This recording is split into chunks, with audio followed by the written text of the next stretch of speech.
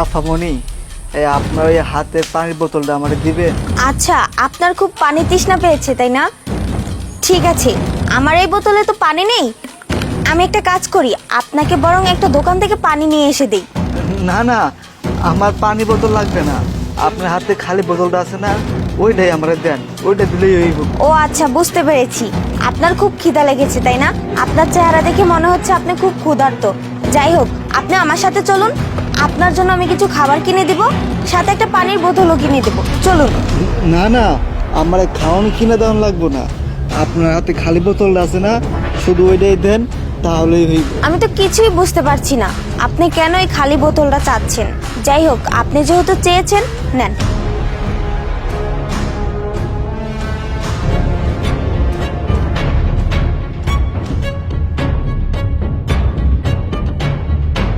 আচ্ছা তৃষা, চল। কি ব্যাপার, তৃষা কোথায় গেল? আরে তৃষা, কোথায় যাচ্ছিস? এই দাঁড়া।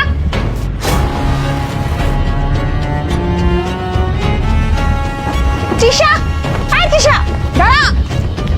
কেমন লাগে, কথা শুনতেছে না? ও কই যাচ্ছে? কথা তো শুনতেছে না, মেজাজ খারাপ হয় না? তৃষা,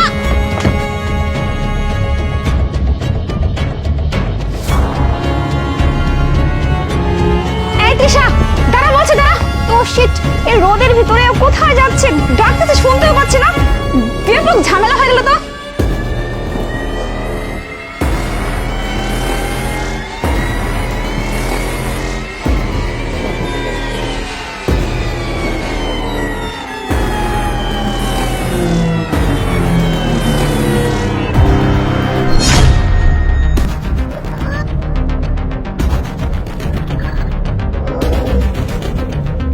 এই তৃষা, তোকে আমি কখন থেকে ডাকতেছি, তুই তো আমার কথা না শুনে খালি চলেই যাচ্ছিস। চল তাড়াতাড়ি, বাড়ি যেতে হবে।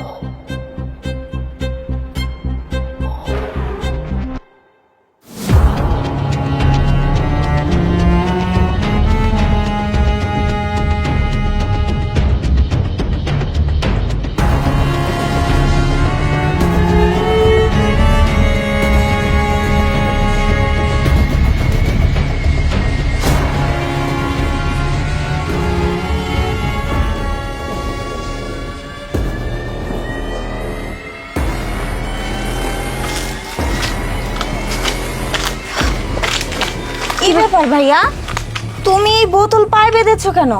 আসলে কি আপা, আমার তো কোনো জুতা নাই, এর লাইগা এটা জুতা বানাইছি। আর বাইরে দেখেন না কত রোদ, গরম, পাকা রাস্তা দিয়ে হাঁটা যায় না, অনেক গরম, অনেক তাপ লাগে। আমার কাছ থেকে আগে একটা বোতল ছিল, এরপরে আপনার কাছ থেকে বোতলটা দিছি, নেওয়ার পরে দুইটা বোতল মিলা পায়ে বাঁধছি, বাড়িতে হাঁটতেছি। আহারে, তোমার কথাগুলো শুনে তো খুব খারাপ লাগলো। তোমার এই বয়সে তো পড়াশোনা করা উচিত। তাছাড়া তোমার গায়ে তো ভালো একটা কাপড়ও নেই, পায়ে কোনো স্যান্ডেল নেই। আচ্ছা, তোমার ফ্যামিলিতে কি কেউ নেই? না ম্যাডাম, আমার পরিবারে কেউ নাই। আব্বা আম্মা ওরা মারা গেছে, অনেক আগেই মারা গেছে। একটা বোন ছিল, ওই বোনটা একজনের সাথে সম্পর্ক ছিল, বিয়েও করছে, বিয়ে করে বাড়িতেও পাইছে। কিন্তু কি কমু, কিছু কইতে না কইতেই বোনের জামাই ধরে মারে, বাড়ির থেকে বাইর করে দেয়। এই জন্য আমি নিজে নিজেই বাড়ির থেকে একবারে বের হয়ে আসছি। আর আমি কি করবো, কাজ তো জানি না, কাজ তো করতেও পারি না, কে কাজ দিব? এর জন্য মাসের কাছ থেকে থেকে চায়া চায়া খাইতাম, বোতল টোতল করাইয়া বিক্রি করে পেটের ভাতটা জোগাড় করি। পেট তো বোঝে না, সে একবার না জায়গায় থাকলে পরে কোনো সমস্যা হয় না। কি করবো, পেটের দায়ে তো ওই কাজ করতেই হইব। আসলে সত্যি কথা বলতে কি জানো ভাই, তোমার মতো আমাদের কপালটাও পোড়া। আমাদেরও বাবা মা অনেক আগে মারা গেছে, আর এই দুনিয়াতে আমাদের আপন বলতে কেউ নেই। যদি একটা ভাই থাকতো তাহলে হয়তো সংসারের হালটা ধরতে পারতো। জানো, আমাদের টাকা পয়সা, অর্থ সম্পদ সব কিছুই আছে, কিন্তু ভাই নেই। ভাই যদি থাকতো হয়তো সংসারটা ভালোভাবে সামলাতে পারতো। তুমি কি বললে? তোমার একটা বোন ছিল, সে বোন তোমাকে বাসা থেকে বের করে দিয়েছে? এটা কি কোনো মানুষের কাজ? একটা বোন হয়ে তার ভাইকে কিভাবে বাসা থেকে বের করে দেয়? তার কি একবারও গায়ে লাগলো না? যাই হোক ভাই, তুমি কি আমাদের ভাই হয়ে থাকবে, আমাদের সাথে থাকবে? জানো, আমাদের তো কোনো ভাই নেই, আজকে থেকে তুমি আমাদের ভাই।